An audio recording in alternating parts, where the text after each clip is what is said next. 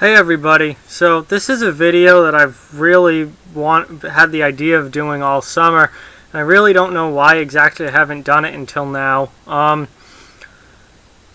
guess I kind of forgot about it a little bit, and then I wasn't sure if all the coaching vacancies had been filled, and then I just kind of forgot that they even were being filled, and now it's mid-August, and yesterday I was like, wait a second, it's a little late not to have a coach in place. So I went and checked and made sure that all teams have a coach.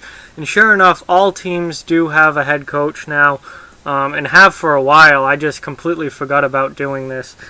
But we're going to talk about the coaching changes that took place this offseason in the NHL. Before we get to that, I just want to say, please hit that subscribe button if you're not yet a subscriber to this channel. As long as you're a fan of hockey and a fan of the NHL, there are videos here for you that you will enjoy. So hit that subscribe button and follow this channel. So no coaches were fired during the season last year, which is very, very rare and was quite surprising to see. And only 6 coaching changes took place this offseason. So that number is pretty low too. I thought there'd be more than that. So basically, the Calgary Flames fired Glenn Gulutzan and have brought in Bill Peters, who coached Carolina last year. Peters had enough chances in Carolina to really take that team to the next level, and he couldn't. He could not get that team into the playoffs, and finally after last year, after Carolina was a hot pick to be a playoff team last season, they fell short of that goal again, and Peters was let go. Now Calgary has brought Peters in after a disappointing season last season under Glenn Gulutzan, and we'll have to see what kind of difference that makes. Peters has, obviously Calgary and Carolina made that big trade involving Elias Lindholm and Noah Hannafin for Dougie Hamilton and Michael Furland. They've brought in Derek Ryan. So Peters has brought in a lot of his guys from Carolina that he obviously wanted to bring over to Calgary with him. It's going to be interesting to see if Peters can do anything with this Calgary team. The expectations are that they will be a playoff team this year, and if they fall short of that goal, it's not going to look good for Peters, because he couldn't get Carolina to the playoffs. Now he really has to get Calgary to the playoffs, or it's going to look really bad for him. Speaking of Carolina, they obviously fired Bill Peters after last season, and they have brought in Rod Brind'Amour to coach the team. Now, Brind'Amour has not coached at the NHL level ever. This is his first stint as an NHL head coach. I remember him playing towards the end of his career, so I do remember him playing, and he was a hard-nosed guy. He was an old-school hockey player, and it's going to be really interesting to see how Carolina reacts to that, because that's different from what we've seen from Carolina in recent history. They haven't made the playoffs in a number of years. I believe that Carolina's they have the longest streak of not making the playoffs in the NHL. They have a young team, and they have a team that needs to start showing improvement. They've been right around this 500 area for the last couple of years now. They really need to start showing some improvement. Rod Brind'Amour is the kind of guy that might give them the kick in the ass that they need, and it's going to be interesting to see how they react to him. Dallas has brought in Jim Montgomery after letting go of Ken Hitchcock after last year. Dallas is a team that has playoff expectations every year. When you look at their roster, they should be a playoff team. They haven't made the playoffs in a couple of years, so the pressure is on in Dallas. And now they're bringing in a brand new coach who has no experience at the NHL level. This is a home run swing for the Dallas Stars. They either knock this out of the park, or this is a bad strikeout.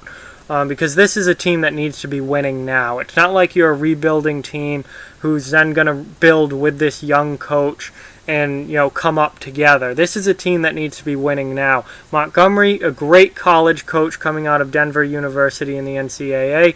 That team, his Denver teams, were in that national tournament every single year pretty much. I believe they won at least one, if not two, national championships under him. He was a great college coach. But college coach and NHL coach are very, very different things. So this is going to be a big test for Montgomery. It's going to be a pressure-packed situation because Dallas needs to win and win now. Really, it's odd seeing these college coaches, and we'll talk about another one further down the list here, coming to the NHL because for most of what I can remember, that never happened. Like, I don't remember, any college coaches coming over and coaching in the NHL, or at least being successful, until Dave Haxtell with the Philadelphia Flyers, which was its recent history. But when I can't think back anything further than that and think of, college coaches didn't come to the NHL. That was different things.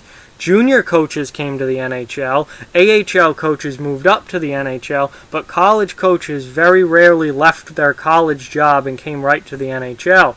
I just don't remember it ever really happening until Dave Haxtell came from North Dakota, and now we see it with Montgomery going to Dallas and Quinn going to the Rangers further down the list. So it's interesting to see some of these college coaches get a chance at NHL level hockey. Next up, the New York Islanders, Barry Trotz. Obviously very surprising that after winning the Stanley Cup in Washington last year, Trotz and the team could not agree to a deal. When that first happened, I thought Trotz was going to retire from coaching. I figured he was going to go out on top, Stanley Cup champion. He's one of the most games coached in the league as far as current coaches go. So I thought he was going to retire, and he didn't. He's now the coach of the New York Islanders, which I think is a very interesting move. I don't expect the Islanders to be very good this year, so I'm surprised that this happened. But Trotz is a very, very good coach. He was a tremendous coach in Nashville, and then obviously after moving over to Washington, he's won a Stanley Cup. He's an excellent NHL coach, one of the absolute best in the league. So he's going to do the best he can with this Islanders team, and I think the rebuild might be quicker than expected in New York without John Tavares because of Barry Trotz. He's going to get the most out of that team that he possibly can. All right, next up, the New York Rangers, our other college coach coming over, David Quinn. Quinn coached at Boston University for the last number of years. Very, very good college coach. BU was, in the thick of it national championship-wise pretty much every year. And Quinn's moved on now. Alain Vigneault fired at the end of the year after the Rangers had an abysmal season last year. And now they're going in a completely different direction. I forgot to say Barry Trotz is replacing Doug Weight as the Islanders head coach. Back to Quinn. Now, the Rangers are very self-aware. They know that they're in a rebuild here.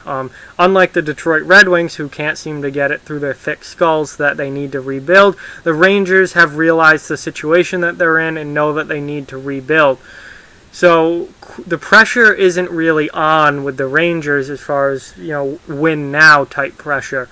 That team is going to rebuild over the next few years, and I assume that they want to keep Quinn around for the next few years.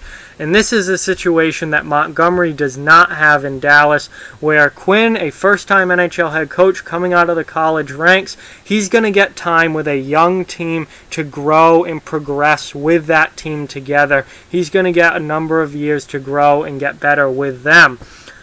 That's, I think, the ideal situation for a first-time head coach to be in.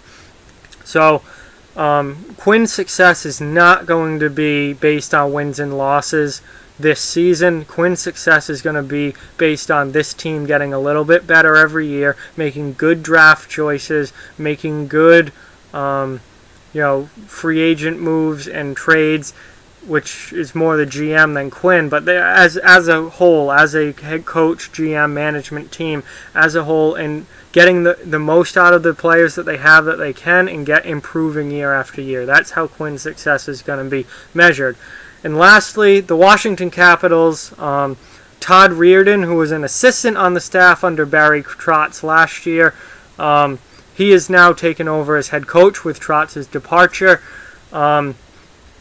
And he is also a first-time NHL head coach. He's been an assistant. Now he gets the full reins. He gets to take the team over.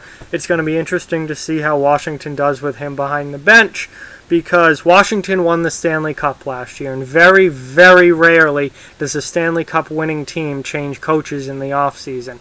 So they have a team that can win. They have a team that's expected to win. They're certainly expected to be right in the thick of the Stanley Cup race again this year. And we're going to have to see how Reardon reacts to that and handles that pressure and does behind the bench. He has been an assistant and does have plenty of assistant coaching experience, so it might not be as big of a transition as you would think in Washington. So those are the 6 teams that changed coaches. I certainly hope I didn't miss anyone. I just looked through the list, and I think those are the only 6 that are coaching new teams this year. But it's going to be interesting to see how they do. And there are also a lot of coaches that I think are on the hot seat going into this year with their current teams. Guys that I thought may have been let go this past offseason that haven't been. So I think there's quite a number of guys going into this season on the hot seat. And I am going to do that video next. So once you finish watching this, stay tuned for that. We're going to talk about coaches that are on the hot seat. Certainly, possibly could get fired this season going into this next season. So like, comment, share, subscribe, follow on social media, check out offthewallhockey.com. All those links in the description below. Keep spreading the word about this channel. Let's keep this thing growing. Thank you very much for watching. I hope you guys enjoyed the video, and I'll talk to you guys soon.